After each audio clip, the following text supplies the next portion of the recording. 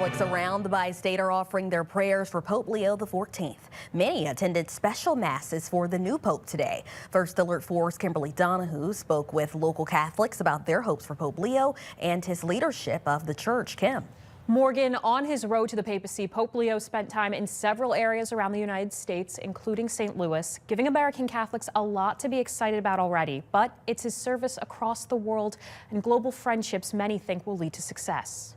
I think that the Pope will lead us in the right directions and take the church where it needs to go. Catholics across the bi-state and the world coming together for special masses Sunday, praying for the newly elected Pope Leo XIV, the first American in the position. Worshippers gathering at St. Louis's Cathedral Basilica on Good Shepherd Sunday, thinking of the church's new shepherd leading the world's Catholics. He's a very good person. He's a very sincere person, and he seems like a very honest person.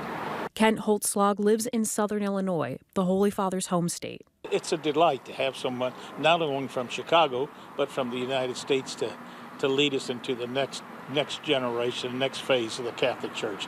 But we also are happy that he has accepted the call to lead the Universal Church. Archbishop Mitchell Rosansky says there is great joy knowing the Holy Father's path to the papacy included time in St. Louis. The Archdiocese of St. Louis confirmed his first year in the Order of St. Augustine was spent at the former Immaculate Conception St. Henry Parish.